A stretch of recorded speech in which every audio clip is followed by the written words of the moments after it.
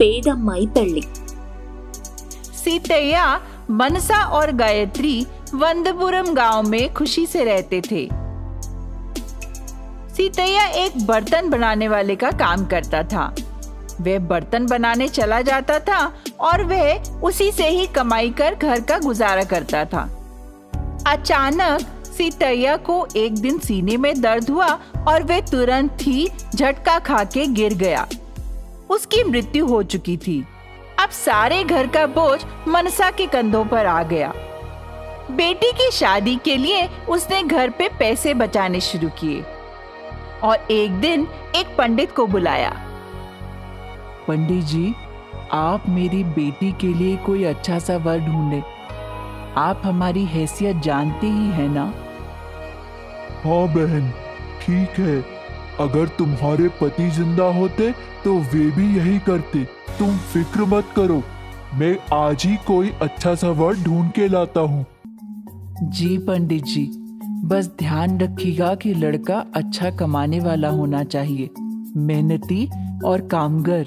हाँ, ठीक है, तुम फिक्र मत करो, मैं आज ही से काम पर लग जाता हूँ। जैसे ही कोई लड़का मिलेगा तुम्हें बताता हूँ। अगले ही दिन मनसा और गायत्री घर पे ताला लगाकर बर्तन बेचने के लिए निकले और इसी दौरान एक चोर उनके घर में आया। इधर उधर तलाश करने लगा और उसे पैसे मिले, वो पैसे जो मनसा ने अपनी बेटी की शादी के लिए जमा किए थे। चोर बहुत ही खुश हुआ। अरे वाह, आज तो मजा ही आ गया। पूरे महीने का खर्च मिल गया मुझे, बस एक ही घर में चोरी करने से। पैसे चुराकर वह उनके घर से चला गया। इतने में मनसा और गायत्री घर आए तो वह देखकर चौंक गए। माँ, लगता है हमारा सब कुछ चोरी हो गया। अब हम क्या करेंगे बेटा? उसने तुरंत जाकर पैसे के डिब्बे देखे। उस डिब्बे में एक भी रुपया नहीं था। अब वह फिक्र हो गई। मैंने तुम्हारी शादी के लिए जो भी पैसे बचाए थे वह चोर सब लेकर चला गया, और यहाँ पंडित जी को मैंने तुम्हारे लिए एक अच्छा वर तलाशने के लिए कहा है। अब क्या होगा बेटा? अचानक ही पंडित एक लड़के को लेकर उनके घर आया। गायत्री, ये देखो, इस लड़के का नाम संजय है और संजय यह गायत्री है। तुम दोनों आपस में एक दूसरे को देख लो। संजय दिन भर मजदूरी कर पैसे कमाता है और गायत्री अपनी माँ के साथ बर्तन बेचकर पैसे कमाती है। तुम दोनों आपस में एक दूसरे से बात कर समझ लो। अगर पसंद आए तो बताओ। संजय और गायत्री दोनों एक दूसरे को पसंद करने लगते हैं। पर ये क्या, संजय के दिमाग में अचानक ही ख्याल आया। संजय, तुम्हें गायत्री पसंद है ना?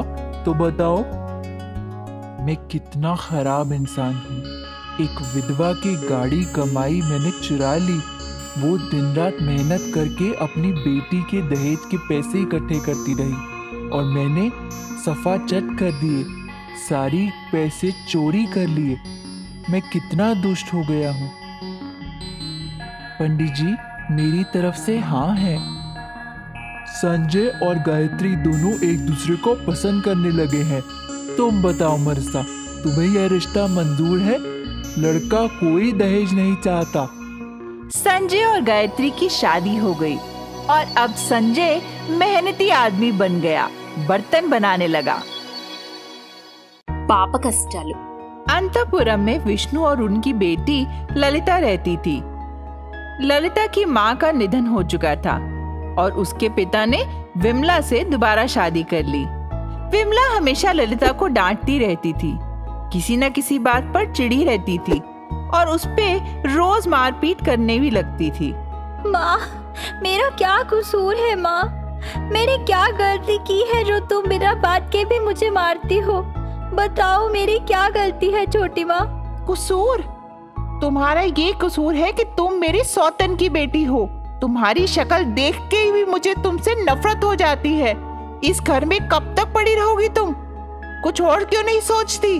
घर से निकल जाओ तो मेरा कलेश कट जाए। लेकिन सारा दिन मेरे सिर पर बैठी ही रहती हो, मंडलाती रहती हो। मैं क्या करूं बताओ? ठीक है छोटी माँ, अगर तुम्हें यही पसंद है तो मैं तुम्हारा घर छोड़कर चली जाती हूँ।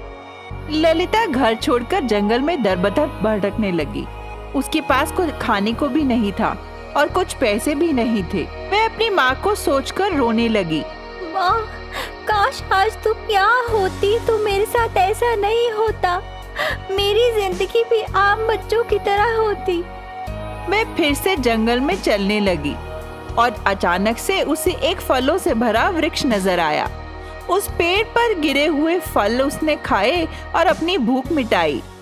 फिर उसने उस पेड़ के आसपास ही रहने का फैसला किया। वाह, इतने मीठे फल, मुझे यहीं आसपास रहना चाहिए।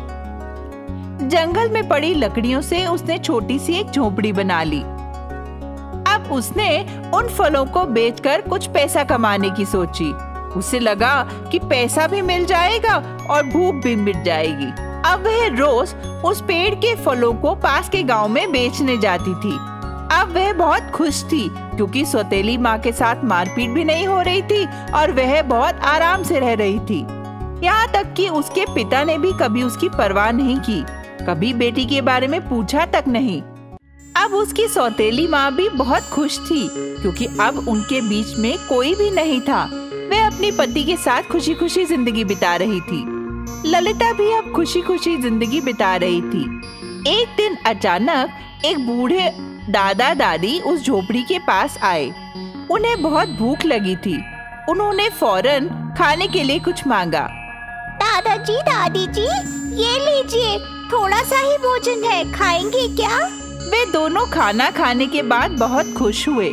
शुक्रिया बच्चे, तुमने हमें भोजन कराया। मेरे अपनी औलाद ने हमें घर से बाहर निकाल दिया।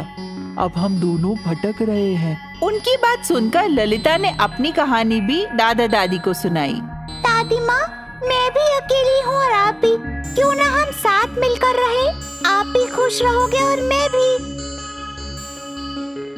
उसी दिन से तीनों खुशी खुशी साथ रहने लगे। ललिता को माँ बाप का प्यार मिला और बूढ़े दादा दादी को एक पोती का प्यार। जब भी हम जिंदगी में कुछ खो देते हैं, भगवान उसको देने का एक जरिया भेज देता है।